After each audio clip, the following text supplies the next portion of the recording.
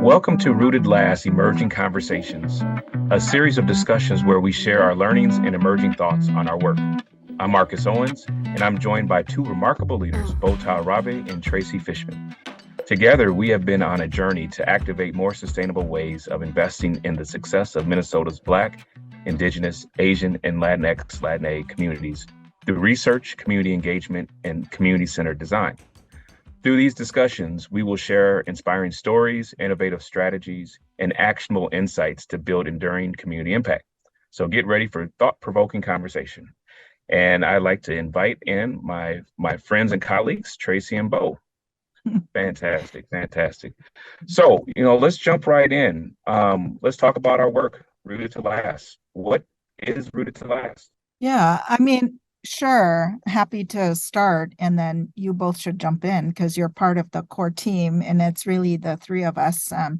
I think Rooted to Last is born from our lived experience, right? Having led organizations, having led community campaigns, and wanting to really work with ambition to create the kinds of communities that we think can exist to thrive, but also to have the kinds of both leaders and organizations who can serve community needs and also support the community in pursuing their dreams of whatever that might be, right? Justice, equity, freedom, all of these things, prosperity. But it's also been from our lived experience where we have learned a lot about what hasn't worked and our own journeys of building and leading these efforts and recognizing that oftentimes the ideas that we have are not what philanthropy and government invest in. And so we're left to scrape by to try to figure things out. And I think that we feel like there must be a different way, that if we truly all want thriving communities, then the ways in which we support leaders of color in communities of color led organizations has to fundamentally shift, and that investment has to be enduring, and it can't be crisis driven. It has to be as big as our dreams, right? So that's really what this effort is. It's really to get us to reset and to also think about what it means to unlock and unleash resources to the communities so that they can actually pursue their dreams and we can have different outcomes for communities of color. So that's the process. I think you're right. I think it's, through our experience, we've all been executive directors of, community development organizations, collectively over 50 years, right? And like through that experience, we've seen like ways to navigate it, which, leads to individual success, but we also see where the road bumps are and the barriers have been for collective, success, right? And, only a few should not make it. We should all be able to make it, and have a way and a pathway where we're in relationship with those that hold the resources and act as gatekeepers, so to say, so that we can live our dreams and live our aspirations in community. And so I'm hopeful that this process this year, this planning year, is what it is for us to uncover and unlock like what's been said anecdotally and out in community in a way that trains and transfers the knowledge and information so that we can do something different. We've been through, quite a few years here, where, it feels like the world's been flipped up on its side, and like there's an opportunity for us to really, rethink how this all works and make it work better for each of us. So, I don't know, Tracy, what would you add? There is no question. This is a time where the world feels tilted on its axis, undoubtedly. And given this moment that we're in, but also as I look back over the years, I can say without a doubt that there is great potential. There has never been a time in my work, whether I have been in my role as an executive director or leading policy efforts here in Minnesota or in Chicago or elsewhere, where if you're not really engaging with communities who are front and center of helping to define the road, the strategy, the tactics, you're always better off when you do that. There's a lot of work that's happening, undoubtedly, to look at ways to make change, to maybe let the flow of resources move in sort of less restricted ways. But I can say that people sort of rest on this place that is based often on constraint, on regulation, on a fear of risk. And so we need to look at lots of different layers, both the flow of resources, the amount of resources, and the perceptions and misperceptions around what stands in the way. So I'm really excited about this moment that we're in and working with you and with a larger set of communities to imagine how we can help both unlock and like look at how we can help people fulfill dreams that we know exist in communities. And we know that this is, I mean, we can go so many different directions with this type of work. It's a big, complex, dynamic system of how government, how philanthropy, and how community works. Bo, who is Rooted to Last for? Like, who are we driving all of this work towards? Mhm. Yeah, our ambition is really to work with ready actors within philanthropy and government, because we believe that in these systems are players who want things to be different for communities of color, but that the burden of change should not be for communities of color to try to figure out how to change things by themselves. I mean, I think we know both through our own experiences and having talked to leaders of color that they have gone through a lot, right? They've been told to go to different types of trainings. They've been told to, in essence, create themselves in the, replicating different kinds of structures or leadership, and that hasn't worked. So it means that the burden of change cannot be on them, that systems hold the key to how they might grow their own consciousness, how they might act differently, how they might, institute policies and processes differently in order to unlock resources that are more long-term to communities of color. So our aspiration in Rooted to Last is to invest in the believers and the change makers within these systems themselves. And we believe there are those people. They might be looking for tools, they might not be aware of each other, or they might need guidance and things like that. But also we think that if they can make some of those big and small steps and move in the directions of action and accountability to communities, then we will see systemic change, right? So that's who Rooted to Last is for. So let's jump in. So we've been through this process. We began August of 2022. So we've been on this journey for, better part of almost a year now. We began in August of 2022 to really shape and think through, that general question around well, how can we get resources into communities so that we can build enduring infrastructure long-term in community, right? And as we, started to shape that question, it was, who do we need to talk to? And we started to build out this list of a core audience, folks that were on the ground doing work in community, those that were within systems such as philanthropy and government, and those that we knew that were building solutions in a lot of ways. What are some of the things that we heard early on that kind of helped guide us in this approach? Tracy, maybe you can jump in on that. Absolutely. Thank you, Marcus. Just to reemphasize, we talked to a number of people just to sort of assess whether there was energy and some momentum around this original concept with Rooted to Last, the vision of Rooted to Last, and the opportunities. What's more, and Marcus, you talked a lot about this early on, as did Bo, the importance of not constantly just sort of grounding ourselves or anchoring ourselves in deficit and scarcity, how we, in order to talk about hopes, dreams, endurance, that we also have to start using that kind of language. And so when we were talking to our colleagues, to our friends who are leaders across sectors in this work, there was a lot of, I think, validation and energy around the feeling that we want to get out of our own way. We want to see change. We want systems to change. We want resources to be unlocked.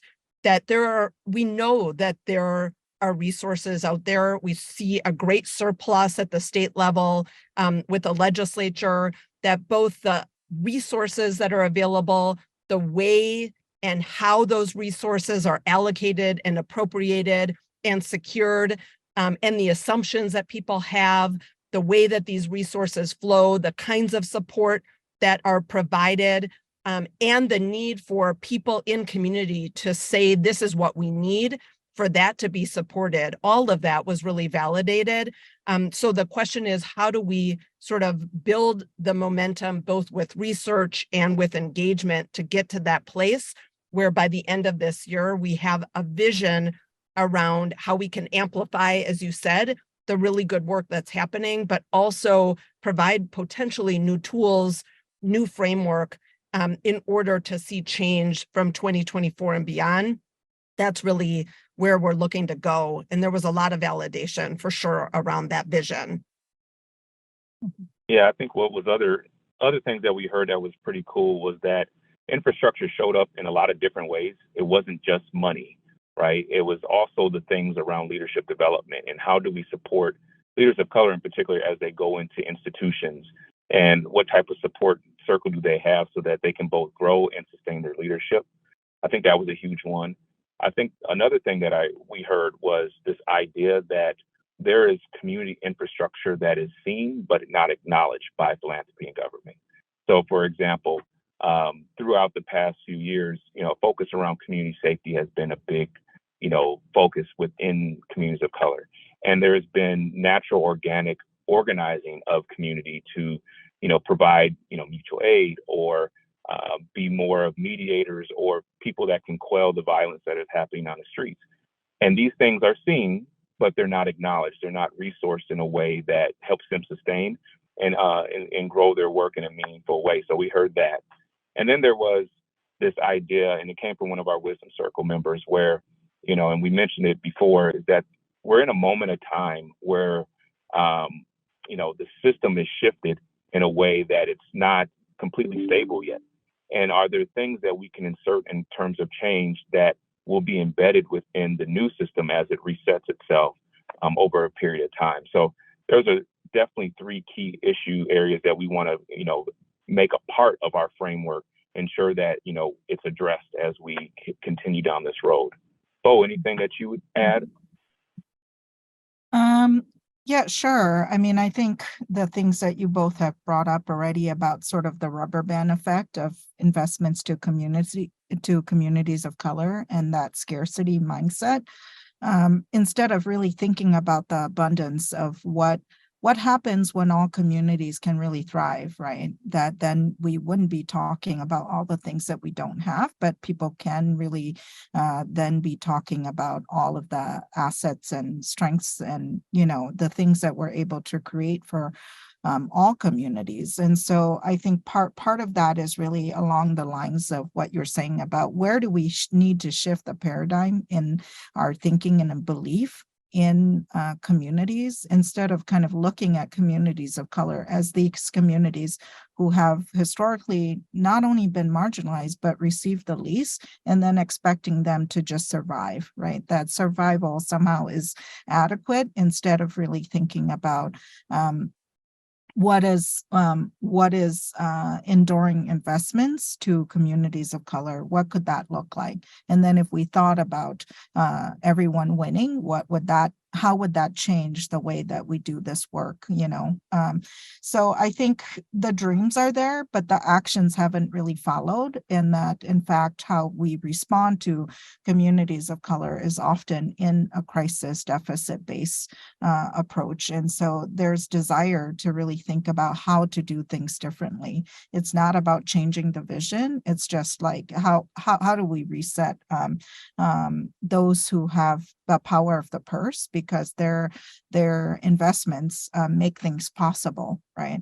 And then I think that that people are there, that we have leaders, both by sheer nature of kind of our changing demographics, but also where can we be more intentional, so that leaders of color are able to both bring all of who they are to bear when they lead, but also that they are successful when they lead, right? So that we don't just look for representation, but then we don't support their knowledge and wisdom from communities, and we don't invite their relationships to the rooms where decisions are made. Those kinds of things are things that I think we've heard about. I also think that for sure there is already a movement both within philanthropy first, but then government in terms of wanting to invest in things like general operating multi-year, that is already happening, but people are also asking for more longevity, right? They don't want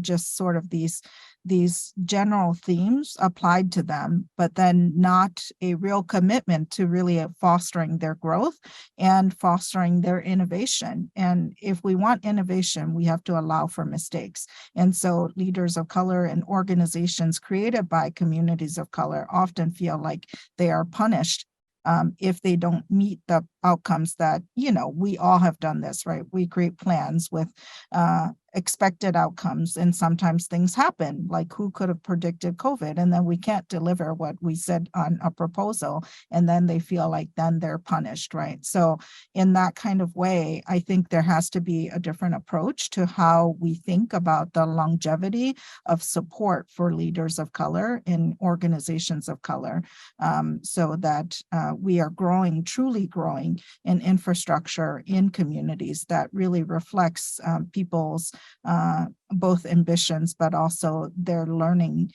in the moment, and then also our commitment to making sure that infrastructure and communities of color are just as strong as their will to make things different for their communities. Thanks, Bo. So I think what would be helpful for our audience too is to kind of hear about the parts and pieces of what makes our process unique and different. Tracy, we mentioned earlier around the core audience. Can you talk a little bit about how we approach and what the core audience is? Sure. The core audience certainly is a broad set of leaders and community members who are have experienced their own lived experience, whether they are leading a nonprofit direct service organization, a community organizer, working in a rural community with an underrepresented or marginalized community. And so it really is a broad swath of the kinds of folks that we want to learn from, to hear from, and to engage in this work across the state of Minnesota. It also includes certainly folks in philanthropy as well as government. And when we think of government, we were talking at one point earlier that the government is big, and there are those that have a lot of experience and wisdom as civil servants who administer laws, who administer grant programs. And then there are those that may be coming in who are political appointees who work for the governor's office or who work as political appointees in any number of government agencies. And I say that very explicitly because it really is a diversity of folks with a lot of different experiences at a lot of different levels, who have a lot of different perspectives of how government should work, how philanthropy should work. And we ideally will bring all of these voices together to find sort of opportunities to advance a shared vision where we can and push where we need to. That's great. And I think part of that core audience, and this is well over 50 people that we've, engaged with earlier on, and that we continue to engage in some way throughout this process, so that both they're kept abreast, but then also that they can continue to provide input into the process. And within that group, we identify like a need to have what we're calling a wisdom circle. Bo, can you talk about the idea around the wisdom circle and kind of what their function is? Sure. So the Wisdom Circle is made of leaders who both have led institutions or really have just been natural leaders for communities and have played multiple different roles within inside systems as well as within communities. And we just believe that their vast experience is really important to guide us because they will be able to both like talk from the place of practice, but also they are bold. They are people who have tried things, right? So they can also guide us and in some ways hold our feet to the fire, right? To make sure that we are digging deep and that we are being more bold in terms of how we push or may push this. And so I think, we're just really grateful that we have a set of leaders who come from, our 4 various communities who have experience and who have a great interest in making sure that they are giving us input on sort of what's the real, but also pushing us to say, is this something that has already been tried or what hasn't been tried but should? And also who else is doing what that we should be connected to, right? And where are the levers of change that make most possible the things that we are developing from rooted to last? So this core group of leaders who are serving us in this project through the end of the year play a really critical role in helping us to both know, learn, but also helping us to develop and to guide our actions and connecting what we're doing to the larger ecosystem of community, philanthropy, and government. Excellent. And I think these, the core audience in the Wisdom Circle are definitely, on the journey with us. They're not, on the sidelines, so to say. Like, we're coming back to these groups to share both information, get those insights, and then help us move forward and where to move forward with, right? And so as we look at these audiences, they're helping us shape what our 3 pillars of work really is. And we start with research, community engagement, and community-led design. And these aren't in any way a linear kind of motion. It's very circular and very in flow with each other and rhythm with each other. So, we've started out in the process of research with a partner, Rainbow Research, to help us really dive into the literature review and understanding what is already known that's out in the ether, both locally and nationally, to kind of give us perspective of like, how is community infrastructure defined, in what ways have folks started to develop solutions around that, and then really give us perspective from our local market and through the core audience and other folks that are working on this, important issue. What can we gain and learn from them to pair up with that literature review so that, we have very sound and, credible, approach to how we want to, design for community. So we're in that process that will, sum up in a mid part of our process, so that will lead us into the second pillar, or allow us to flow naturally into the second pillar of community engagement and the third pillar of design.